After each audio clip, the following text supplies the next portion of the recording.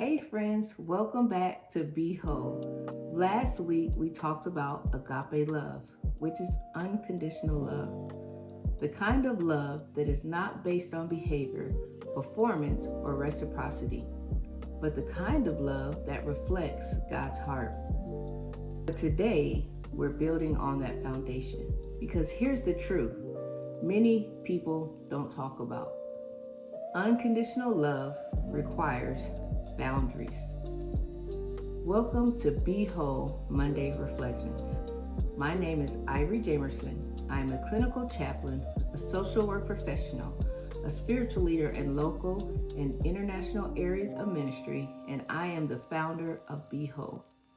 This space was created for one purpose: to help you live whole, which is spiritually aligned, emotionally healthy, and mentally disciplined. Before we begin, I want to invite you into this community.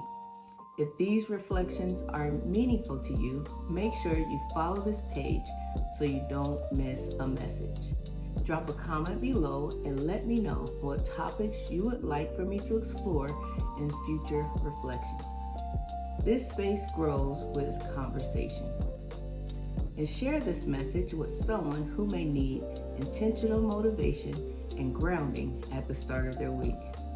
We are building a community of people who refuse to live fragmented lives. Every week, we will pause together, not to escape life, but to enter it intentionally. Not to rush into the week, but to ground ourselves before we run. These reflections integrate faith, emotional intelligence, spiritual health, and practical leadership. Why? Because wholeness is cultivated. Whether you're a leader, a caregiver, an entrepreneur, a parent, a high achiever, or simply someone trying to live on purpose, this moment is for you. So take a breath, slow down, and invite God into your week. Today, we are discussing something that determines the quality of every relationship that you have. This is called boundaries. Let's ground this in wisdom. Proverbs 4:23 says, "Above all else, guard your heart, for everything you do flows from it." Notice the instruction. It says guard your heart, not to harden it, not to close it, not to shut people out, but to guard it. Loving someone does not mean tolerating everything. And choosing love does not mean abandoning yourself. Some of us were taught that if we really love people, we will endure anything. We will accept everything and stay no matter what.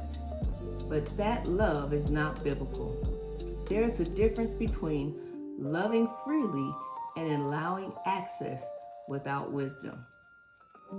You can love someone deeply and still say no. You can pray for someone and still create distance. You can forgive someone and still require accountability. From a clinical perspective, when there are no boundaries, relationships become enmeshed. That means identities blur, emotional safety decreases, and one person's dysfunction begins to dictate their environment. And spiritually, when we lack boundaries, we violate stewardship. Why? Because your peace, your mind, your heart are not just yours. They are entrusted to you by God. Even Jesus modeled boundaries. There were moments where he withdrew, moments where he did not respond, moments he didn't entrust himself to certain people. Why? Because he knew their hearts. That is not a lack of love, that is wisdom. Unconditional love is not unconditional access. Let me say that again. Unconditional love is not unconditional access. Love is giving freely. Access is given wisely. And when you confuse the two, you will find yourself drained, resentful, and disconnected from your own peace. Now let's take a moment to pause. I want you to take a deep breath right here. Slow down and ask yourself, where have I been giving access that I have not been given peace about? Where have I been calling something love that is actually a lack of boundaries? And where is God inviting me to guard what He has entrusted to me? Sit with that for a moment. Unconditional love means my heart stays open, but my boundaries stay intact. I can love you fully without giving you access to what God told me to guard. So this week, I want you to reflect on these questions. Where have I been loving without boundaries? Where have I allowed access that is not aligned with my peace? Where have I felt guilty for protecting what God told me to guard? Why? Because boundaries are not rejection. They are clarity, they are stewardship, and they are alignment. So as we close today, next week we're going to dig a little deeper. We're going to talk about something that many of us don't realize is affecting our peace, our clarity, and even our relationship with God. This is called busyness. And I have ran around the block on this one many times. I want to share this topic. Actually, this topic came from one of you. One of my followers reached out and asked me to speak on being too busy and learning how to slow down. So to you, thank you. Thank you for trusting me with that question. And I want to say this to all of you who are listening.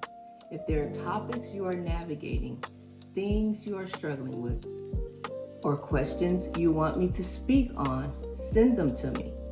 Because this space is not just for me to talk, it's for us to grow together. And just like this topic, your question might be the very thing someone else needs to hear. So next week, we're going to break this down. What it means to slow down, create space, and live a life that is not driven by pressure, but led by purpose. If you've been feeling overwhelmed, consistently moving, or struggling to find time just to be, that message is for you. So stay tuned. Hey friends, thank you for being here. And remember, God loves you, and so do I. I'll see you next time on BeWhole.